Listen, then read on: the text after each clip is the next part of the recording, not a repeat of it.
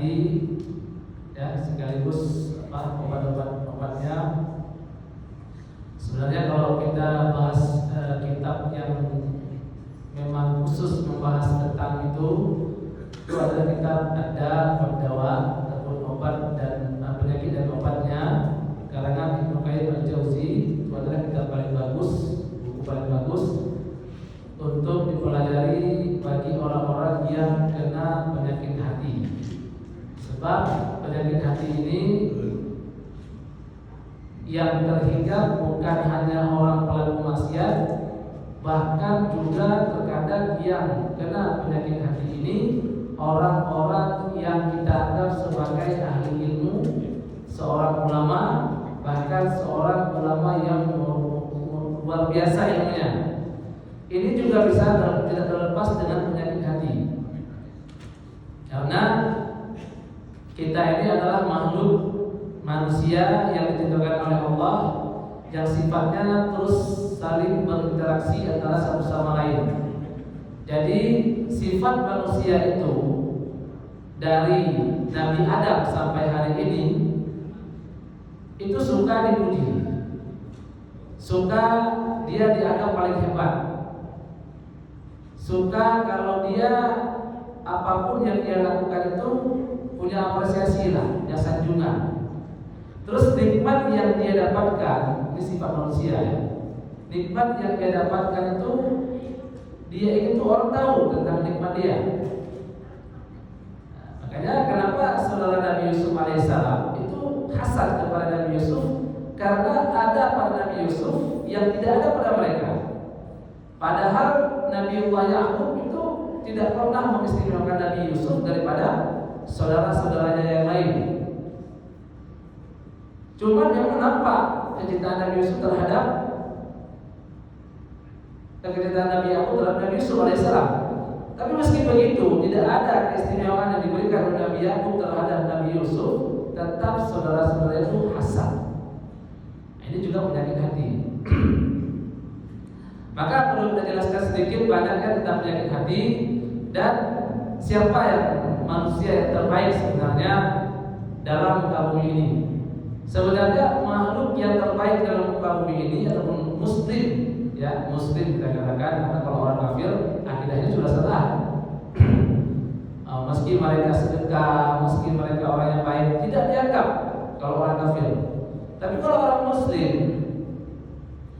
perkara hati ini perkara yang sangat-sangat penting, karena dengan hati ini perkara kecil bisa besar, perkara besar bisa kecil. Jadi ini yang terpenting kita ini mengoreksi hati kita. Maka kalau kita baca buku tadi Ad-Dawa dari itu obat dan penyakit dan obatnya karena Ibnu Qayyim Al-Jauzi itu katakan. Nah, di antara ketenangan kita membersihkan hati kita itu berkawan sama orang-orang yang hatinya juga bersih, orang-orang soleh, bukan orang berilmu. Terkadang orang berilmu hatinya bersih. Orang berilmu dia, orang alim, tapi hatinya bersih. Dia punya sifat ria, punya sifat sombong dan sebagainya. Ahli orang berilmu. Yang dikatakan saleh itu adalah apa? Saleh itu adalah orang yang menerapkan ilmunya dan sangat menjaga hatinya. Itu orang saleh. Jadi kita akan lihat ciri-ciri ulama yang seperti ini. Nah, di antara penyakit hati yang paling banyak dikenal oleh para manusia hari ini atau muslimin hari ini, itu penyakit pertama itu adalah ria. Nah, ini ria ini penyakit paling bahaya ya. Ria ini jangankan orang yang baik, jangan orang buruk, orang baik kena, orang saleh juga bisa kena. Makanya kita tidak boleh kita merasa diri kita saleh ya, ataupun orang terbaik, karena bisa terjerumus dalam penyakit ria ini. Nah, apa kata Rasulullah SAW? Inna akhwafa ma akhafu alaikum asyirkul asghar. Apa? Yang Rasulullah paling takut itu syirik kecil. Apa itu syirik kecil? Qalu wa ma syirkul asghar ya Rasulullah. Apa itu syirik kecil ya wahai Rasulullah SAW? Qala ar-riya, ya, yaitu riya. Kemudian dalam hadis lainnya, ala akhbirukum bima huwa akhwafu alaikum indi memberitahukan apa yang aku lebih takuti dari fitnah Al-Masih Dajjal. Kita tahu fitnah Al-Masih Dajjal, fitnah Dajjal itu adalah fitnah yang paling terbesar. Semoga kita tidak jumpa masa itu. Jadi ada orang yang salah kaprah, dia ingin lihat Dajjal. Nabi suruh jauhi Dajjal. Sebaik apapun orang, sesoleh apapun kuat ilmunya, jangan ketemu Dajjal. Kita terpengaruh. Jadi jangan berdiri, saya ingin bertemu dengan Dajjal, perangi Dajjal. Ini sombong namanya. Nabi saja perintahkan jangan ketemu sama Dajjal. Nah, Dajjal ini adalah fitnah terbesar di mana orang banyak sekali akan menjadi kafir gara-gara Dajjal. Tapi yang paling ditemukan Rasulullah SAW bukan Dajjal. Apa juga? Qala asyirul khafi, ya, yaitu yang paling ditakuti oleh Rasulullah SAW, syirik yang tersembunyi. Ayyakumar rajulu yusalli fayuzayyinu salatahu lima yara min nazri rajulin. Jadi yang paling ditakuti oleh Rasulullah SAW apa? Kecil. Bagaimana sih kecil itu? Seorang laki-laki bangun sholat jadi imamnya, kemudian dia cantikkan suaranya, dia dayu-dayu suaranya, Bismillahirrahmanirrahim. Allah.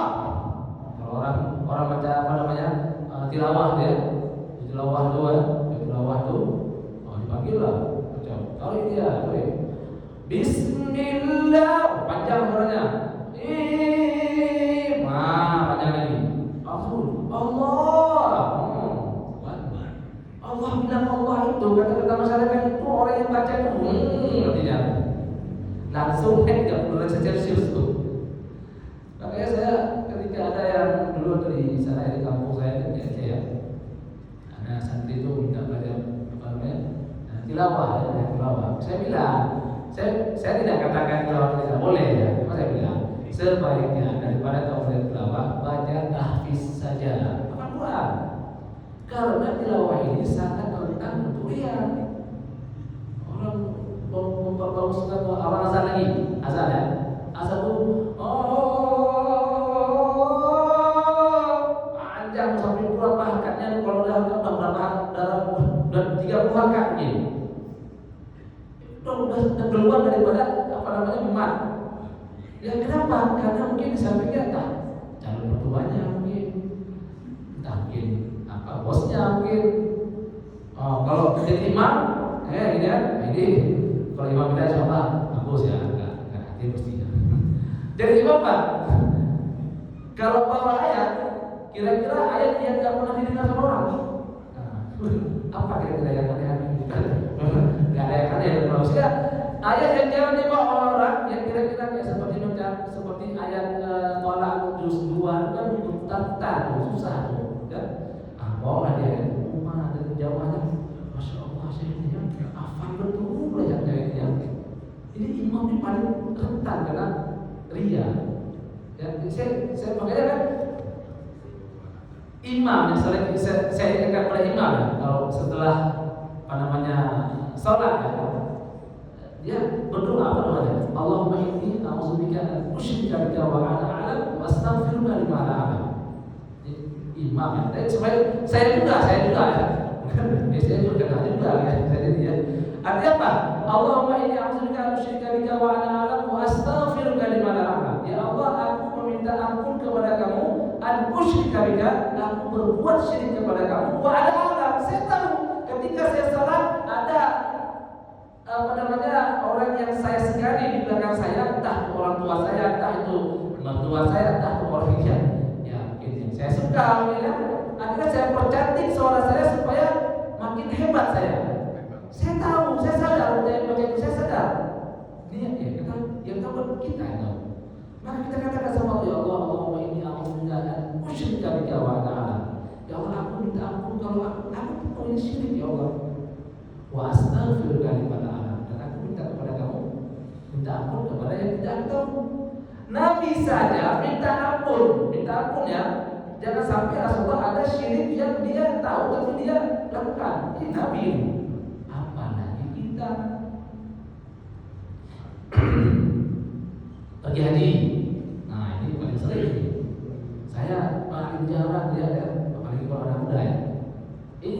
ustaz yang yang ustaz yang sekuliah sama saya dulu lah ya.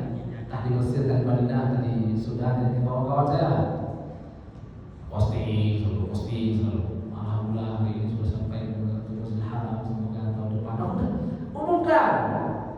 Yang kita bilang ya kita ya nggak boleh kita bilang dia pasti ria, nggak juga ya. Cuma itu dekat sekali jadi dia. Sebab gatal tangan ini kalau udah umrah, haji, nggak foto, nggak posting itu gatal. Apalagi di hari Arafah panas gitu ya. Berdoa, posting, alhamdulillah pada hari ini saya meski panas saya bisa sholat dengan khusyuk dan berdoa kepada Allah. Apa boleh itu? Pergi misalnya, jalan-jalan. Mana hari ini jalan-jalan mana? Ke Eropa, ke Spanyol, ke Cordova, Koko. Alhamdulillah saya sudah sampai ke Cordova. Orang masya Allah, kok bisa ya? Bagaimana? Ya itulah alhamdulillah saya sudah sampai. Tujuan apa? Ingin kasih tahu saya sudah kalian belum. Cuma nggak tidak seperti itu. Ya, ada istilah caper, apa caper? Cari perhatian. Ya, cari perhatian. Kita ketika kalau bos melihat, bos sebenarnya kalau merasa kita jadi bos tuh harus hati-hati menilai pekerja. Ketika kita melihat ada anak buah kita yang sedang santai-santai, kamu malas sekali, itu coba lihat kamu rajin. Padahal dari tadi dia yang beres semuanya. Pas kita istirahat sebentar begini, datang itu tahu itu kawan. Siap.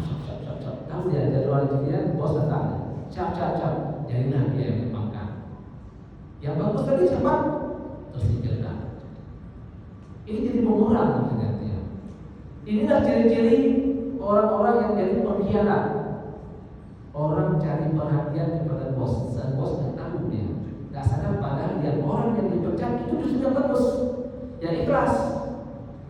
Yang tidak bagus juga, yang tidak bagus jadi pemimpin. Dan perhatian.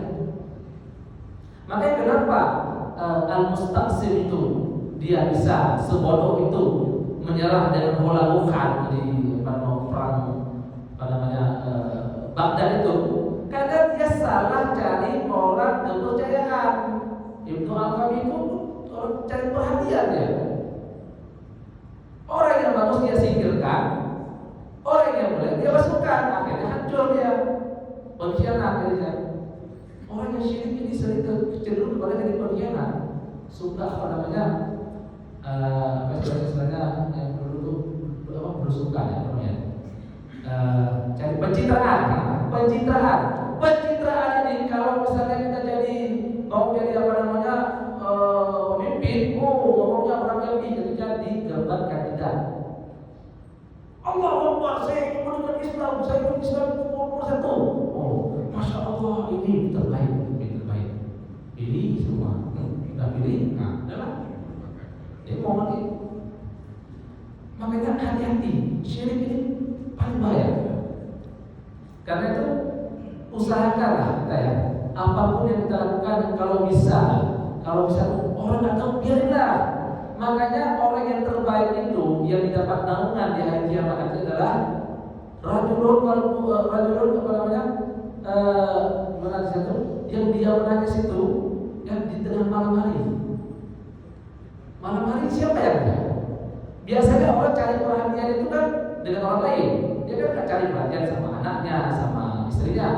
Dia cari perhatian sama ortuanya, cari perhatian sama orang lain. Bangun malam-malam, kenapa mata kamu hari ini? Gak tahu lah dari malam. Gitulah. Maksudnya dia saya tadi malam berdoa sehingga mata saya berkah hari ini. Gatal rasanya mulut ini kalau nggak kasih tahu gatal. Ini makanya ya, terutama kalau orang tua bikin posting itu mungkin tidak begitulah ya, tapi ada juga anak muda yang penting, anak muda, anak SMA Masya Allah ya. Hari ini dunia medsos HP ini hancur gara-gara HP ini. Kita kalau nggak posting nikmat yang kita diberikan oleh Allah, kita gatal dengan Padahal kita tuh sebaiknya nikmat kita sembunyikan, karena setiap nikmat itu ada hasadnya. Ista'inu hawaijakum bil kitman, minta tolonglah untuk memenuhi kebutuhan kamu bil kitman, dengan apa? Menyembunyikan. Kita sembunyikan nikmat kita. Nah, misalnya ibu, suami bagus, soleh di rumah kan. Kalau saya kalau suami saya itu begini kalau dia pengertian kali perlu. Karena yang dengar nanti, misalnya yang dengar nanti kan suaminya itu tidak bagus seperti suami itu. Itulah hati aku tuh. Jelek kali dia. Enaknya Pak Sunday beruntung dia. Jadi yang awalnya dia nggak begitu masalah sama kelakuan suaminya, gara-gara dengar curhatan itu tadi, memuji suami dengan beliau, akhirnya jadi masalah rumah tangga. Coba lihat dia romantis. Kalau masuk pakai bunga, ini bunga apa? Nggak ada kata timbul. Kita kasih bunga kan timbul. Nah, jadi ribut. Karena kenapa? Memang tadi ya. Sama juga karena dia punya anak hafiz Quran, ya, juara umum. Oh, itu pasti itu. Anak saya itu nggak tahu ya. Kenapa anak saya itu suka kali sholat ya, gitu. Dia tuh kan kalau di rumah tuh kerjanya apa kerja itu? Saya nggak habis pikir dia tuh apa baca Quran dia kerja di rumah. Sholat dia di rumah. Baik dia tuh. Nah, orang yang dengar tadi tuh, anak saya, hancur anak saya. Jadi perbandingan-perbandingannya kita suka cerita tentang kelebihan anak kita, suami kita, istri kita, ya. Apalagi itu kalau lagi baru kawin 1, 2, 3, 4. Oh, itu paling suka tuh. Cerita sama kawannya, mantap ya. Alhamdulillah biasa lah. Laki-laki udah kawin 2, 3, 4, 1 udah cukup. Kamu tuh beruntung diberikan Allah Ta'ala kawin 1, 2, 3, 4, tidak perlu dipromosikan. Bahkan buat live TV. Buat live TV saya punya 4 istri, semuanya saya satukan dalam satu rumah, akur semuanya di depan kita. Banyak sekali ini orang yang apa namanya ria ya, karena dia punya coba ya kerja saya walaupun pas-pasan ya, tapi istri yang panik, dia yang dengar pusing kepalanya. Akhirnya enak juga ya. Gimana caranya? Duit nggak ada, cari lain. Selingkuh lah jadinya, hancur padahal. Ini hati-hati nih. Makanya kita diam aja lah, nikmat kita diam. Jadi sebenarnya kalau ibu terlalu memuji suami ibu depan orang kawan ibu, bisa kita kawan ibu yang suka sama ibu. Diam aja lah. Karena tadi ya, mata ini nggak bisa kita apa namanya hati ini kita tidak bisa prediksikan. Sahabat justru jadi udah dia senjata makan buah. Karena kenapa? Dia nggak dapat nikmat yang ibu dapatkan. Dia ingin dapatkan nikmat yang ibu dapatkan. Ibu ceritakan semua. Udahlah, nikmatnya di. Makanya ini perlu kita apa? Ini pertama yang besar karena kita sedikit waktu kita. Ini dia. Kemudian pasarnya itu banyak ya. Cuma kita ringkaskan saja. Yang kedua, penyakit yang gak kalah salah, yang gak kalah parahnya di dalam masyarakat itu hasad. Nah, ini pula. Ini hasad ini apa ya? Susah jadi orang senang. Senang jadi orang susah. Itu definisi hasad. Apa namanya? Kabil membunuh Habil itu kenapa?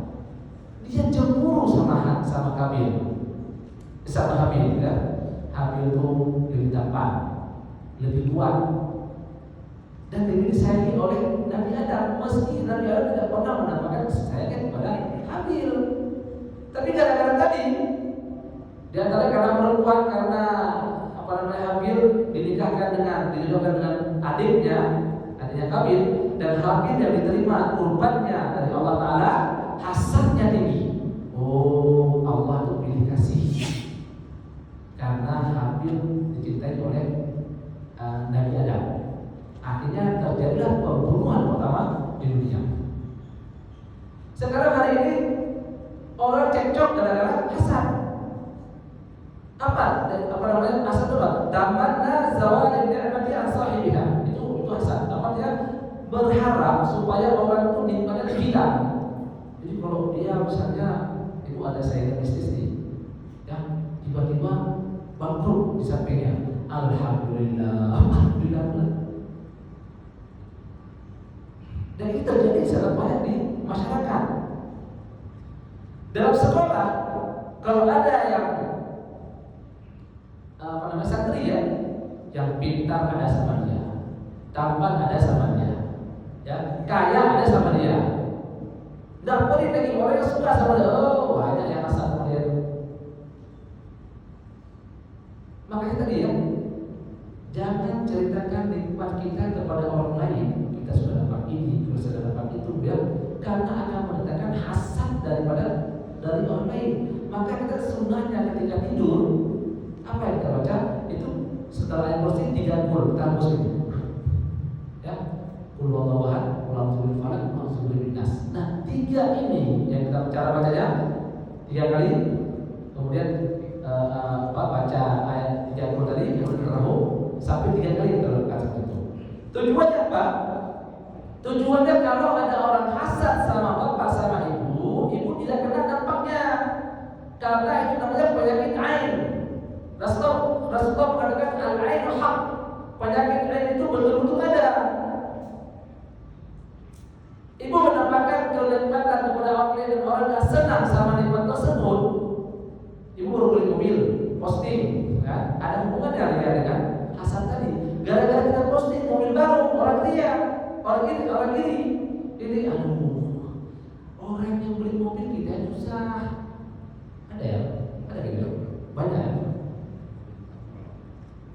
Beli motor susah, beli mobil susah lagi dia, sakit dia. Kalau beli pesawat tinggal. Ada orang yang seperti ini. Yang lucunya kadang-kadang orang hasad ini, orang kaya hasadnya kepada orang miskin. Ketika si miskin sudah mulai bergerak, dia sudah punya ini, sudah punya itu deh. Apa katanya? Jangan, dukul kayaknya. Tipu sendiri hasad ini. Makanya semua orang itu pasti kena ayat. Apa kata ayat Taimiyah rahimahullah?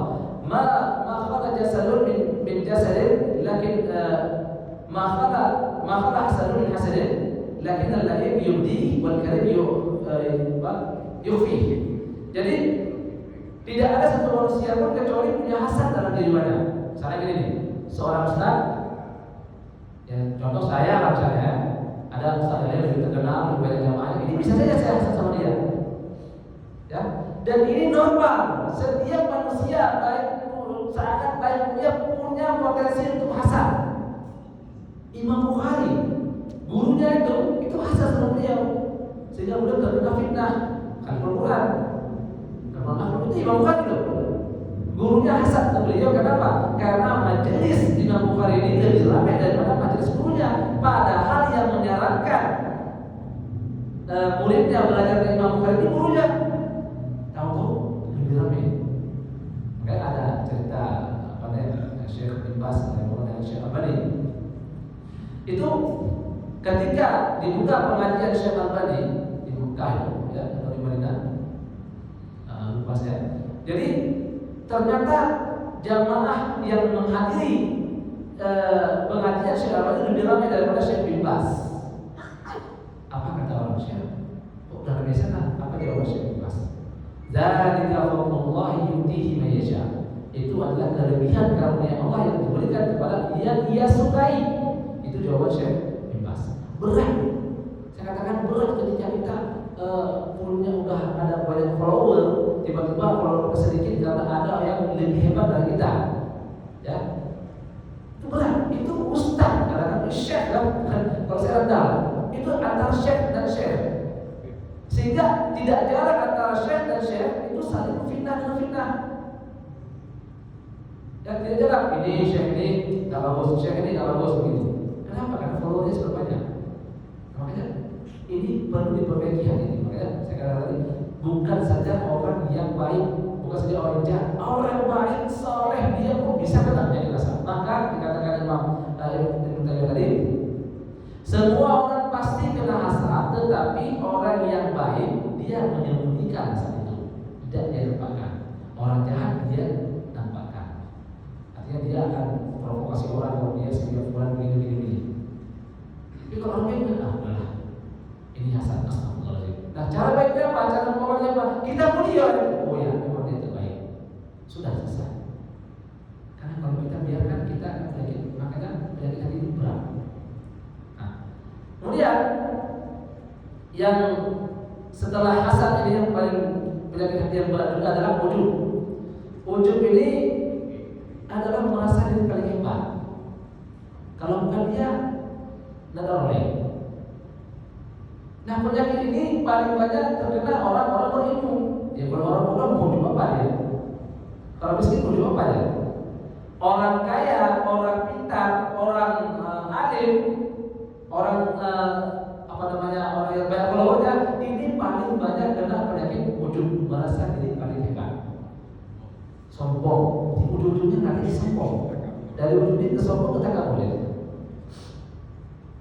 Nah, kalau bukan saya ya, nggak bangun masjid ini, misalnya. Ya, kalau bukan saya ya, kalau bukan saya ini, enggak. Kalau saya imam orang kaya semuanya, tapi kalau bukan saya, mana ada. Penyakit itu paling banyak dari ujung. Makanya saya katakan ini, penyakit hati adalah penyakit yang paling berat, paling kronis untuk kita sembuhkan. Orang bisa masuk surga gara-gara hatinya bagus. Dan kita semua di sini lebih suka sama orang yang baik daripada orang yang alim.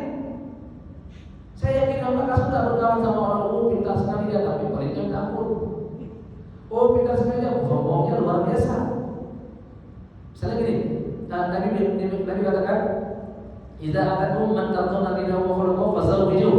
Kalau datang kepada kamu orang laki-laki yang baik agama dan akhlaknya, maka kawinkan dia cepat-cepat. Kalau terjadi fitnah. Nah, kalau kita pikir dan kita renungkan hadis ini, ya, akhlak dan agama. Coba bayangkan ya, kalau ibu nikahkan anak ibu, bapak menikahkan anak bapak dengan orang kaya, senang, kaya, tampan.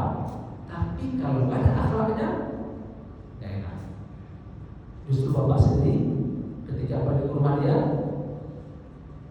jadi misalnya rumah anak kita nih, menantu ya, tapi gak enak apa? Rumahnya gedungan, ya, pas datang mukanya masam, ya itu coba kamu tuh, kasih duit dia, coba, kasih kita bu. Kenapa agama dan akhlak nomor satu? Akhlak ini adalah akhlaknya apa? Hatinya yang bagus. Meski mungkin ibu akan kecewa dengan suami anak ibu ya, menantu yang miskin katakanlah, tapi akhlaknya bagus, tidak pernah meminta ibu kalau ibu sakit dia jaga luar biasa, sangat baik akhlaknya. Mungkin satu segi Allah miskin, kan? Tapi di sisi lain ibu tenang dengan keberadaan dia. Kayaknya ada kalau dia datang enak, sedangkan menantu lain yang kaya raya, mobilnya maupun atau malah ibu nggak tenang, meski datang dia mau pergi ke rumah itu. Yang ini pokoknya cuma singkong. Tapi ada ketenangan yang didapatkan. Maka Rasulullah Pak, lelaki terbaik itu adalah agama akhlaknya yang baik. Kalau dua itu nggak dapat, nggak akan tenang. Dan ibu tenang, anak itu tidak akan dimarahi, tidak akan dipukuli. Kenapa? Dia punya akhlak. Dia nggak sombong, dia nggak hasad, dia nggak iri, dia nggak pelit. Ibu dapat suami kaya, pelit, anak enak. Baliknya minta ampun. Nah, makanya ujub ini kalau kita dipuji sama orang, ya, ada doa yang terbaik ya. Allahumma la tu'akhidni bima yaqulun. Ya Allah, jangan kamu siksakan aku dengan apa yang mereka katakan. Ya. Jadi kita berdoa ketika ada dipuji, terlalu dipuji. Karena kalau kita dipuji, kamu bagus sekali, bagus, kita akan jadi besar. Sehingga kalau di tangan dicium, kalau tidak dicium salam ya, tidak dicium tangan, anak ini kan ada. Kenapa ada orang ustaz misalnya ya, dicium tangan. Begini dia. Saya tidak mengatakan cium tangan itu haram, bukan ya? Tapi kita seorang ustaz, orang alim, sebaiknya menghindari cium tangan sama mulut. Kenapa? Kalau terbiasa dengan dicium tangan, sekali tidak dicium, maka kita akan menganggap semua ini kurang ajar, tidak sopan. Dan itu yang saya rasakan. Nah, makanya saya bersihkan. Maka kalau kita pergi ke Arab sana, orang-orang syekh besar tentang anak-anak umur 8 tahun besar, dia gini dia nggak begini, tetap gini. Karena kenapa? Hatinya ingin dijaga. Jadi kalau kita biarkan, itu akan datang dari situ. Dan ini hati-hati, terutama orang lain. Makanya ketika dipuji, kita doa tadi, Allahumma la tu'akhidhni bima yaqulun. Ya. Kemudian waj'alni khairan mimma yazunnun. Ya Allah, jangan kamu siksakan aku dengan apa yang mereka katakan. Waj'alni khairan mimma yazunnun. Jadikan aku lebih baik dari apa yang mereka katakan. Ya. Kemudian tadi apa? Wafirli bima la ya'lamun. Ampunkanlah ya Allah dengan apa yang mereka tidak tahu. Ini yang ngomongnya Abu Bakar.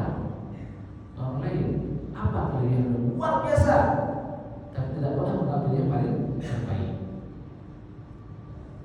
Kemudian yang terakhir, sifat yang terakhir yang paling bermasalah adalah pelit. Kalau jawabnya medit, lupa ya.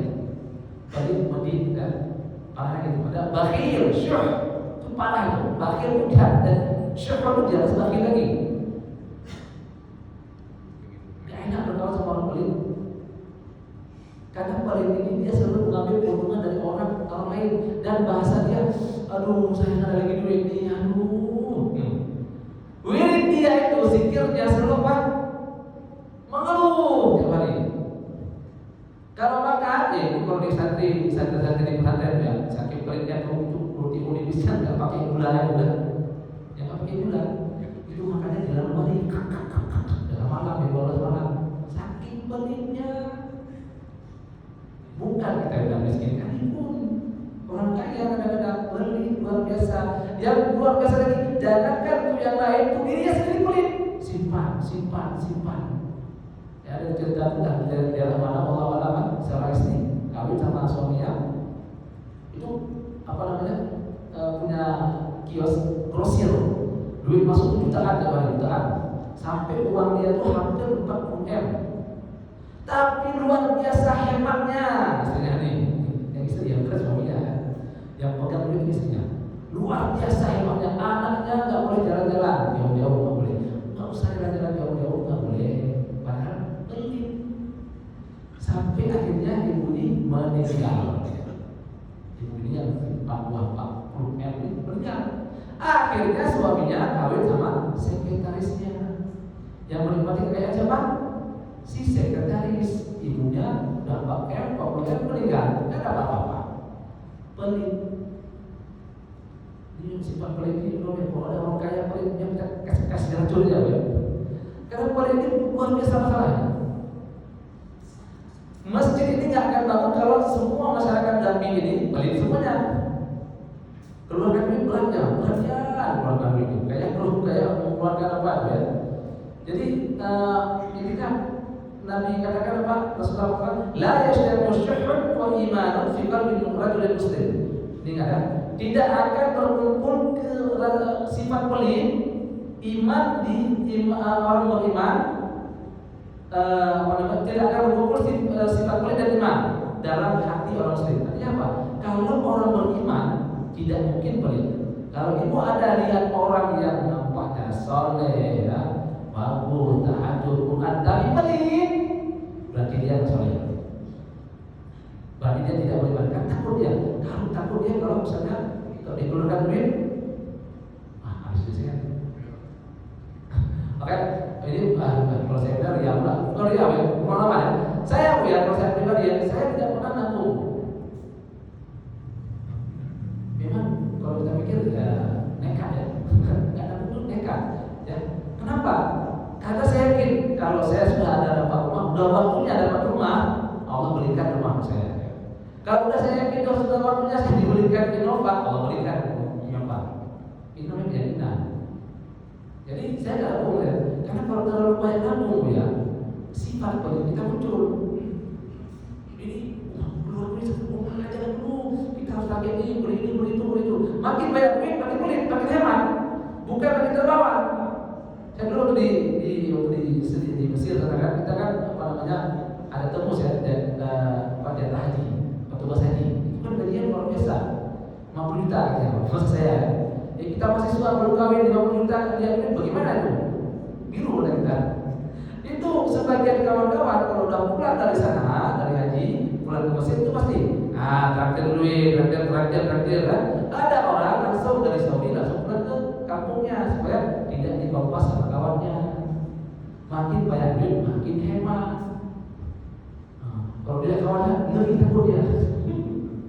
Ini ada seperti ini. Jadi makanya banyak ya.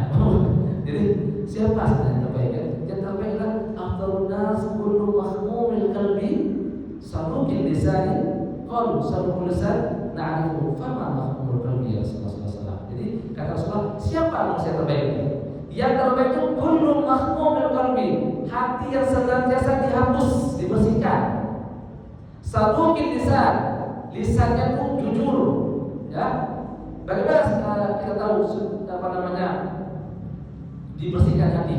Hati itu dibersihkan. Sama bertanya, apa kata Rasulullah? At-taqiyyu, an-naqiyyu, ya. Apa taqi? Artinya orang yang bertakwa, membersihkan dirinya, la isma fi wala baghy wala ghilla, ya. Tidak ada dosa, tidak ada melampaui batas, tidak ada apa namanya kesombongan dan tidak ada hasad. Ini apa namanya? Orang yang terbaik. Jadi kenapa dikatakan seperti itu? Atakin orang yang bertakwa, dia selalu bersihkan hatinya. Kalau ketika dia beribadah karena berharap ada pujian orang, astagfirullah. Makanya kita berdoa itu selalu berdoa kepada Allah ya. Allahumma ati nufusana taqwaha wa zakkiha anta khairu man zakkaha. Ya Allah, bersihkanlah hati kami ya Allah. Ya, bersihkan. Zakkiha anta khairu man zakkaha, karena kamu yang terbaik untuk membersihkan hati. Jadi kita selalu doa. Kemudian doa juga wa la taj'al fi qulubina ghillan lil ladzina amanu. Jadi jangan taruh rasa apa namanya di hati kami ghillan, apa namanya hasad, ya. Tidak suka sama orang lain. Itu harus kita banyak doa seperti itu. Makanya kita katakan orang yang terbaik itu, orang yang terbaik itu ya, orang jujur itu biasanya sering kena tipu dia. Karena terlalu jujur, sering dibohongi dan sering diperalat. Ini orang bagus sebenarnya. Ya. Jadi kalau itu sering kena tipu ya, karena itu jujur, itu berarti orang bagus dan Allah akan gantikan. Karena orang jujur yang selalu dia paling susah tipu dan selalu susah itu tuh gimana bohong ya? Gimana bohong? Udah bohong aja, nggak boleh. Iya, udah. Ini orang yang paling sering kena diperalat adalah orang yang terlalu jujur. Tapi inilah yang terbaik menurut Rasulullah SAW. Dan itu Allah akan gantikan apa yang dia hilang. Nah, sebagai bentuk Imam Bukhari pernah membuat uangnya miliaran bahasa akhirnya emas ya. Dia karena dituduh sebagai pencuri. Dia bilang saya bukan pencuri. Tapi karena dia tidak mau mencuri, ada itu harta dia padahal dia buang harta itu. Coba bayangkan, ya, kena tipu. Ya. Orang baik itu sering kena tipu, tapi Allah akan gantikan. Ini saja mungkin